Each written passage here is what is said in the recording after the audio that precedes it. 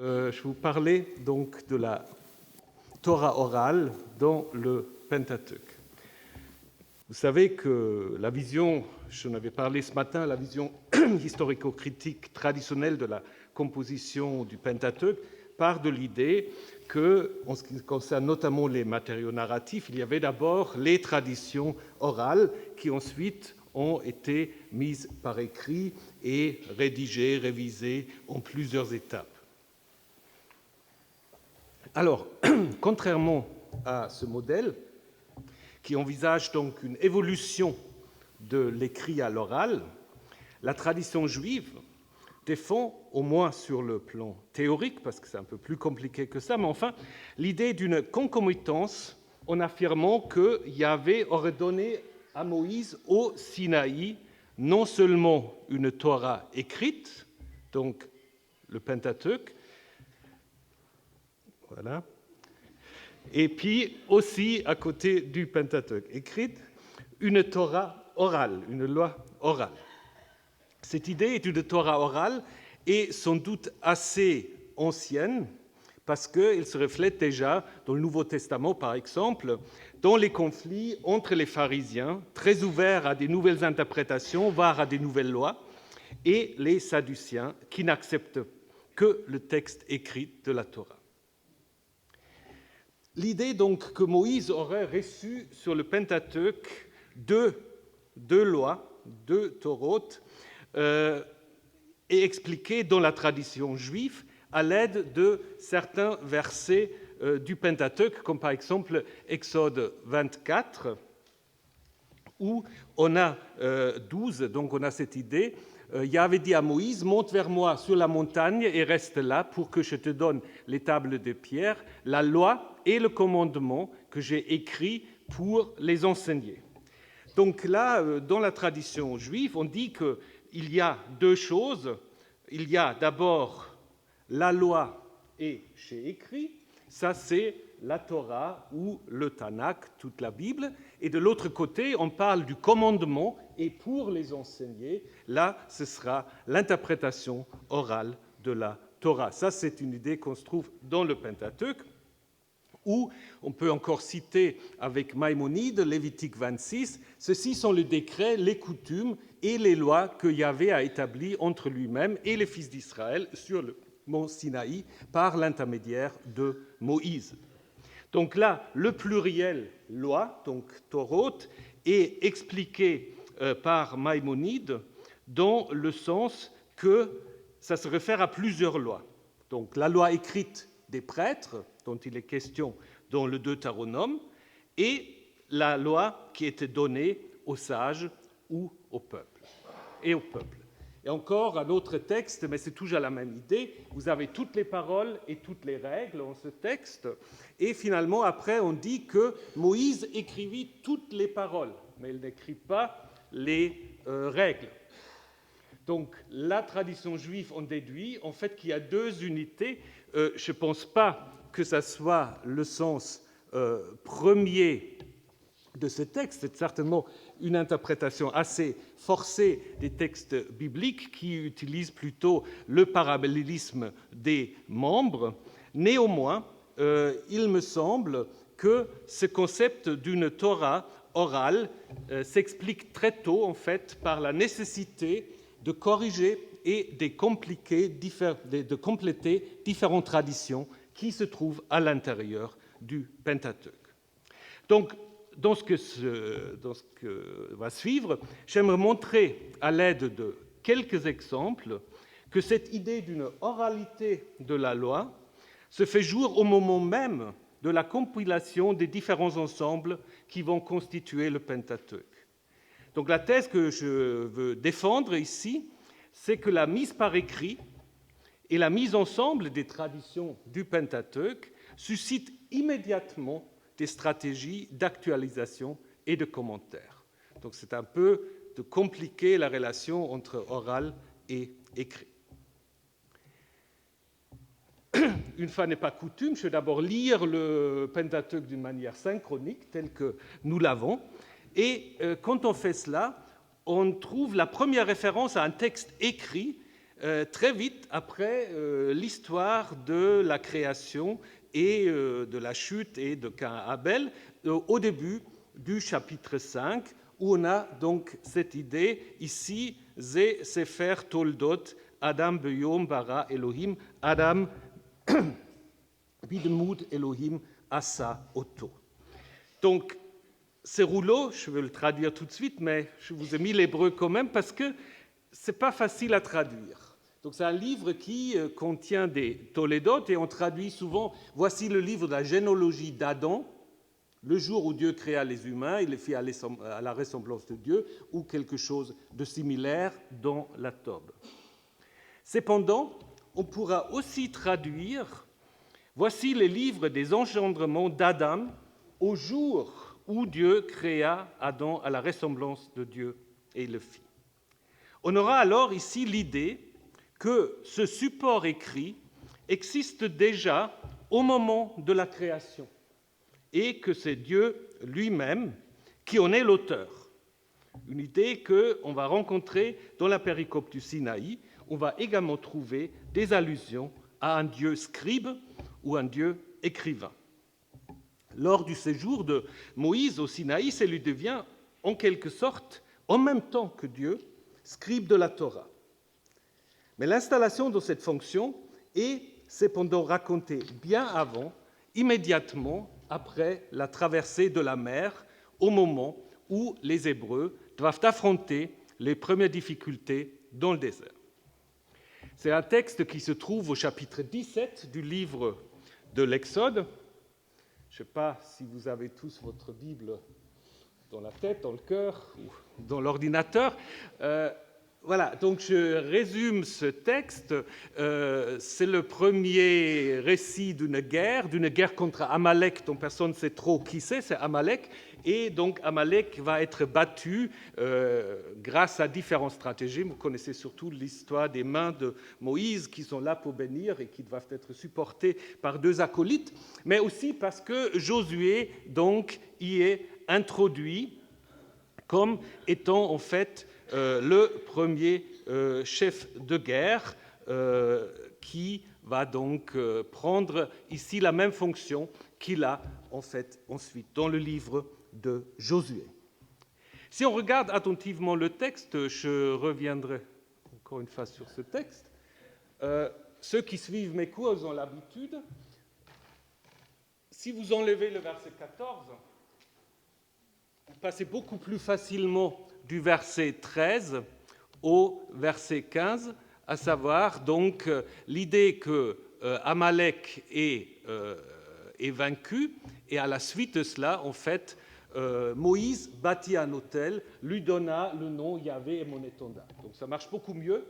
On ne voit pas très bien ce que fait cette histoire du livre à l'intérieur de ce texte. Donc, la question, en effet, c'est pourquoi a-t-on introduit ce passage sur l'origine du livre et de l'écriture. D'ailleurs, on présuppose que Moïse sait écrire. On ne raconte pas dans la Bible où Moïse a appris l'écriture. En Égypte peut-être, mais est-ce qu'il aura écrit hébreu du coup? On ne sait pas. Ça, c'est notre question. Bon, alors, donc, en Genèse 17, la guerre contre Amalek sera gagnée, mais néanmoins, on observe une particularité. On ne dit pas que Josué donc, détruit Amalek, il ne le tue pas, il affaiblit Amalek, alors qu'il l'a quand même vaincu.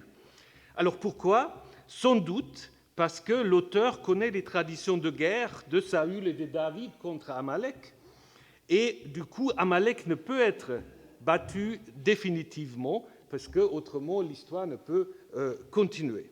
Donc, il doit encore servir Amalek dans la suite comme ennemi exemplaire d'Israël.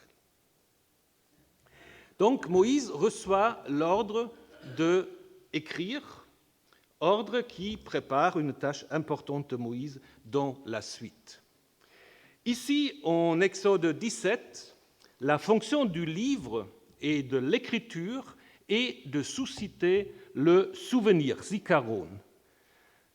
Ce livre doit devenir le fondement d'une histoire collective, commençant avec les exploits de Moïse. Et en même temps, comme en Josué 1, le premier destinataire de ce livre, c'est Josué. Josué, le chef de guerre, devient ici déjà lecteur ou destinataire du livre, comme au début du livre de Josué, où il est dit que ce livre de loi ne s'éloigne pas de toi, etc. Le thème, et c'est là où maintenant ça se complique un peu, le thème de l'éradication d'Amalek se trouve encore à la fin du Pentateuque, au chapitre 25 du livre du Deutéronome. Souviens-toi ce qu'Amalek t'a fait en chemin lorsque vous êtes sorti d'Égypte, comment il est venu à ta rencontre en chemin pour attaquer ton arrière-garde.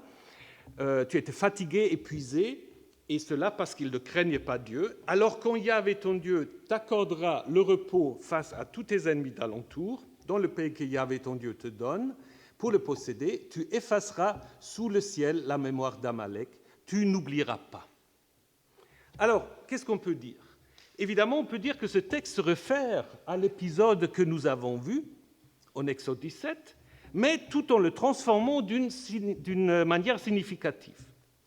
D'abord, il insiste sur l'attaque mesquine d'Amalek, sur son manque de crainte de Dieu, raconte aussi comment Israël était fatigué. Tout ça, c'est des éléments qui ne se trouvent pas dans le récit du livre de l'Exode. Mais ce qui frappe surtout, c'est la différence entre le contenu à mettre dans le livre en Exode 17, qui établit Yahvé comme auteur de l'effacement de la mémoire d'Amalek, et ici le commandement du Deutéronome qui transfère ce tâche au destinataire du discours mosaïque. De plus, ce texte donne les raisons pour lesquelles il faut exterminer Amalek, raisons qui ne sont pas explicitées en Exode 17. Ainsi donc, le texte du Deutéronome se présente déjà comme un commentaire ou une interprétation d'Exode 17. Dans la structure du Pentateuque, et je reviendrai dans un moment, le Deutéronome, le dernier livre, apparaît comme un commentaire des narrations et des textes législatifs précédents. Le Deutéronome se présente comme un discours de Moïse et souligne ainsi l'oralité des prescriptions qui s'y trouvent. À la fin du livre, cependant, les références à l'écriture se multiplient et montrent que le livre qui, dans le contexte du Deutéronome, se référait peut-être d'abord au livre du Deutéronome seul, construit maintenant une référence à toute la Torah et possède une autorité non seulement normative, mais aussi interprétative. D'une certaine manière, cela reflète la transformation de la Torah orale en une Torah écrite. Ça veut dire que le Deutéronome devient aussi une grille d'interprétation pour l'histoire qui se trouve dans les livres qui vont suivre, Josué à Roi. Et la référence à Deutéronome 25, maintenant, explique dans les livres de Samuel le rejet de Saül par Yahvé. Saül, en effet, est rejeté selon la parole de Samuel parce qu'il n'a pas exterminé Amalek. C'est une des raisons qui est donnée pour le choix de David au détriment de Saül, puisque David est celui qui, en effet, obéit au commandement divin. Donc ici, le passage de Deutéronome 25, auquel ce texte renvoie, est caractérisé comme parole de Yahvé. Donc voyez comment, en fait, vous avez trois étapes d'une certaine manière. Vous avez ce texte Exode 17, une première interprétation de Deutéronome 25, qui finalement est réinterprétée encore une fois dans ce récit de la réjection, du rejet de Saül par Yahvé. Moïse, scribe, lecteur et interprète. En Exode 17, Moïse a été établi scribe d'un livre. Comme je vous ai dit, on ne sait pas d'où il a ses capacités de lire et d'écrire. On présuppose qu'il sait écrire. Et la mention suivante du livre, qui se trouve au chapitre 24, fait de lui son premier lecteur dans le sens où il lit les paroles du livre, paroles qu'il a lui-même d'abord mises par écrit au peuple rassemblé au Sinaï, anticipant ainsi, d'une certaine manière, la lecture publique de la loi par Esdras. Donc, verset 4, Moïse écrivait toutes les paroles de Yahvé, j'ai déjà parlé de ce texte, il prit le livre de l'Alliance et l'a lu au peuple. Ici, le rouleau, le livre, s'appelle le Sefer HaBerith, le livre de l'Alliance, du contrat, se réfère sans doute à la première collection législative du Pentateuque, le Code d'Alliance. Moïse est ici investi d'une autorité royale sans jamais devenir roi, mais il assume dans le Pentateuque une fonction classiquement royale. Il devient le médiateur par excellence entre le peuple et son Dieu. Il lui transmet les volontés divines qui se concrétisent dans les lois respectées. Sur le plan narratif, cette médiation est mise en place suite à une demande du peuple qui ne peut supporter la révélation divine d'une manière directe. Et donc, toutes les prescriptions que Yahvé va transmettre à Israël sont donc d'abord communiquées à Moïse, qui est chargé de les transmettre à Israël. Or, cette médiation mosaïque est d'abord présentée comme une médiation scripturaire, à l'aide d'un Sefer. Il existe dans le Pentateuque une concurrence entre écriture divine et écriture mosaïque.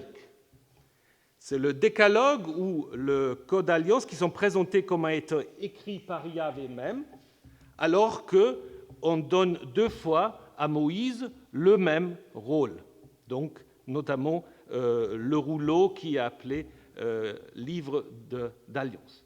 Donc cette confusion sert d'une certaine manière à renforcer l'autorité de Moïse, qui à plusieurs reprises est ainsi rapproché de Yahvé. Mais dans la structure globale du Pentateuque, Moïse ne sera pas seulement scribe et lecteur de la loi, il sera aussi son premier interprète. Pour les compilateurs de la Torah du Pentateuque se pose en effet un grand problème. Au moment où on met tous ces livres ensemble, en fait, vous avez deux grands ensembles législatifs. Vous avez la révélation au Sinaï, qui commence avec le Code d'Alliance et qui va en fait jusqu'au début du livre des Nombres. Et de l'autre côté, vous avez le Code qui se trouve dans le Deutéronome. Le Code deutéronomique comporte un certain nombre des lois parallèles au Code d'Alliance, mais aussi à la législation sacerdotale, comme la Pâque ou la liste des animaux purs. Évidemment, sur le plan diachronique, ça s'explique par le fait que le Deutéronome a d'abord été conçu pour servir de grille de lecture au livre suivant, livre de Josué à roi, alors que le Code d'Alliance avait été introduit dans le récit de la révélation au Sinaï comme fondement de la Torah que Yahvé, par l'intermédiaire de Moïse, avait conclu avec Israël, Exode 24. Mais au moment où le Deutéronome fut détaché des livres suivants pour les mettre avec les livres précédents, donc les livres de Genèse à Nombre, se pose le problème de corréler des collections de lois qui étaient semblables, mais parfois contradictoires. Alors comment Dieu peut-il se contredire ? Les rois peuvent aussi se contredire, mais ils se contredisent quand même jamais. Donc il faut trouver une solution. Alors, la solution qui a été trouvée, elle est à plusieurs niveaux. D'abord, une première solution, c'est de mettre le décalogue en deux versions, en Exode 20 et en Deutéronome 5, devant les deux grandes collections de lois, suggérant ainsi que le décalogue résume les deux collections. Et comme c'est plus ou moins le même décalogue, ce sont donc plus ou moins les mêmes lois. Donc les lois qui suivent dans les deux cas le décalogue peuvent être ainsi comprises de façon parallèle. Mais il existe une autre stratégie qui, au début du Deutéronome, transforme Moïse en interprète de la loi. Et c'est ce texte, voici les paroles que Moïse adressa à tout Israël, au-delà du Jourdain, au désert, au-delà du Jourdain, dans le pays de Moab. Moïse se met à leur, ça c'est le problème, interpréter, expliquer cette loi de la manière suivante. Cette loi, qu'est-ce que c'est cette loi? Ça ne peut être en fait, si on lit les choses telles qu'ils se présentent à nous maintenant, la loi précédente, la loi qui se trouve dans les livres de l'Exode et du Lévitique. La racine Be'er, qu'on fait souvent dériver de l'acadien barou, je ne sais pas si les assyriologues sont d'accord, ils me le diront après, est très rare à l'intérieur de la Bible. En fait, on ne l'a que 2 autres fois. Je ne vais pas aller dans le détail. Ce qui est intéressant dans ces 2 autres parallèles, on a toujours aussi la BR, et je ne suis pas content avec les traductions qui sont proposées dans les Bibles, on a toujours BR en lien avec Kataf, avec l'écriture. Il y a quelque chose qui est écrit, et après il dit il faut BR. Alors après on dit il faut se dépêcher, mais je ne crois pas, c'est-à-dire il faut interpréter. Une fois où quelque chose est écrit, il faut l'interpréter. Mais revenons à Deutéronome 1, où la situation est intéressante. Donc ce verset, qui est souvent attribué à une des dernières retouches du Deutéronome, le livre du Deutéronome, qui évidemment est un texte écrit, est néanmoins présenté comme une Torah orale, comme l'interprétation de la révélation du Sinaï consignée dans les livres précédents. Les différences entre les 2 ensembles législatifs sont dans la construction finale de la Torah, du Pentateuque, donc expliquée par l'idée selon laquelle les textes du Deutéronome seraient à comprendre comme l'interprétation orale de Moïse qui apparaît ici comme le précurseur des rabbins. Moïse est ici une sorte de proto-rabbin. Et à la fin du Deutéronome, cette interprétation orale est mise par écrit. Et c'est exactement, comme vous le savez, arrivé aussi dans le judaïsme avec la Torah orale, qui en fait est aussi une Torah écrite, puisque c'est le Talmud qui la contient. L'idée des derniers éditeurs du Pentateuque est donc que le Deutéronome fonctionne comme une interprétation de Moïse des lois précédentes. Alors prenons juste un exemple pour illustrer cette logique. Le code d'alliance, donc en Exode 20 à 23, et le code deutéronomique débutent tous les 2 par une loi sur les autels et le sanctuaire. En Exode 20, on a c'est ton autel de terre, etc., que tu construiras. En tout lieu où je ferai qu'on se souvienne de mon nom, je viendrai vers toi et je te bénirai.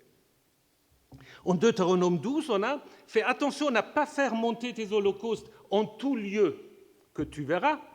C'est seulement au lieu que Yahvé choisira dans une de tes tribus, là tu feras monter tes holocaustes. Donc, si on compare ces 2 textes, on a d'abord l'impression que c'est une contradiction. D'un côté, on a tous les lieux que Yahvé choisis, et l'autre dit que c'est un seul lieu. Alors, est-ce une contradiction? Pas forcément. Dans la logique des derniers rédacteurs du Pentateuque, il faut comprendre les choses différemment. À la lumière de Deutéronome 12, le tout lieu d'Exode 24 peut seulement être le lieu que Yahvé choisira. C'est donc l'idée du sanctuaire unique qui semble l'importer à la fin, un seul sanctuaire. En même temps, Exode 20-24 ne disparaît pas de la Torah. Et il semble même, dans le contexte de l'époque perse ou hellénistique, légitimer l'existence de 2 sanctuaires qui sont tous les 2 des sanctuaires uniques, celui de Jérusalem et celui du mont Garizim. L'interprétation ne s'impose donc pas définitivement au texte interprété, mais lui laisse une certaine autonomie, ainsi aussi que la possibilité de l'interpréter différemment.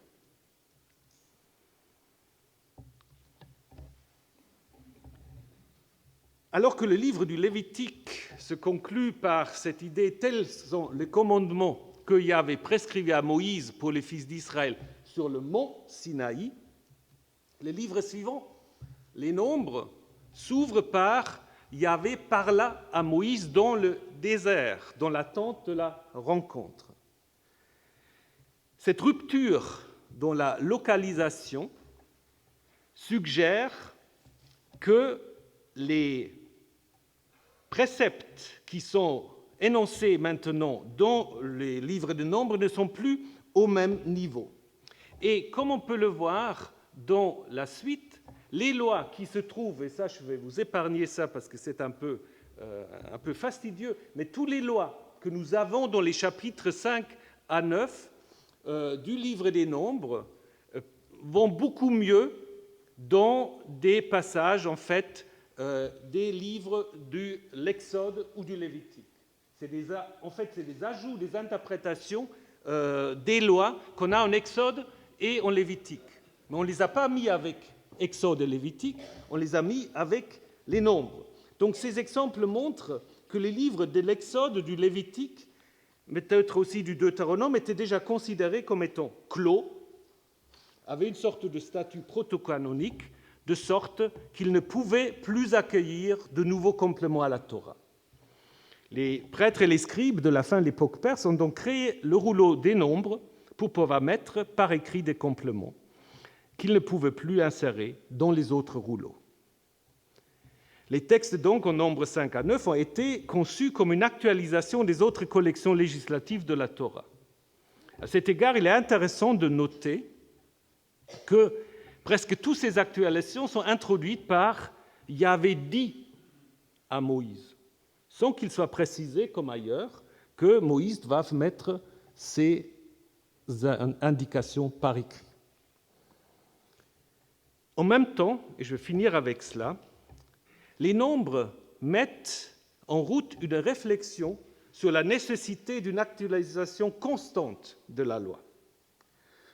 Dans la dernière partie du livre des Nombres, on a une histoire assez intéressante. On trouve les filles d'un dénommé Tselophéad. Pour ceux qui cherchent un sujet de thèse, personne n'a compris qui est ce Tselophéad, mais peu nous importe. Ils se présentent devant Moïse et réclament de lui le droit d'héritage, parce qu'ils disent, en fait, notre père est mort, il n'a pas eu de descendants mâles, nous voulons hériter. Problème, cette situation n'est pas prévue dans la loi du Sinaï. Donc Moïse doit interroger Yahvé. Et Yahvé lui donne raison et dit que, tout à fait, les filles de Tselophéad, elles peuvent hériter. Et donc Moïse doit donc transmettre cette nouvelle loi. Très bien. Mais l'histoire n'est pas finie. Tout à la fin du livre, quelques chapitres plus loin, et c'est le dernier chapitre du livre des Nombres, et ça, ce n'est pas par hasard, à tout dernier chapitre du livre, cette nouvelle loi est contestée maintenant par des membres du clan de Tselophéad qui disent si elle hérite et il se marie à l'extérieur du clan, oui, il va perdre nos terres. Qu'est-ce qu'il va faire, Moïse ? Yahvé et Moïse acceptent cet argument et modifient alors la loi qu'ils viennent juste mettre en place quelques chapitres précédents. À savoir, les filles ne peuvent hériter du patrimoine à condition qu'elles se marient à l'intérieur de leur tribu. Il est d'ailleurs intéressant que ce texte ne parle pas explicitement d'une consultation de Yahvé par Moïse. Est-ce que la nouvelle interprétation de la loi mise en place au nombre 27 vaut en quelque sorte déjà une parole de Yahvé, en 36. De toutes les façons, la nouvelle loi sur l'héritage des filles reçoit ici tout de suite une modification, et ainsi le livre des Nombres se termine par ce travail d'actualisation orale pour montrer la nécessité d'une interprétation constante de la loi. Et c'est ce principe herméneutique qui va en effet constituer la base même du judaïsme. Très brève conclusion, la distinction entre Torah écrite et Torah orale est née assez tôt dans le judaïsme à cause de la nécessité de compléter, de corriger le Pentateuque écrit. Le principe sous-jacent à cette idée se trouve cependant déjà dans plusieurs textes du Pentateuque naissant qui, de différentes manières, révèlent une interprétation souvent orale de la Torah qui finit elle-même par devenir une Torah écrite. Merci.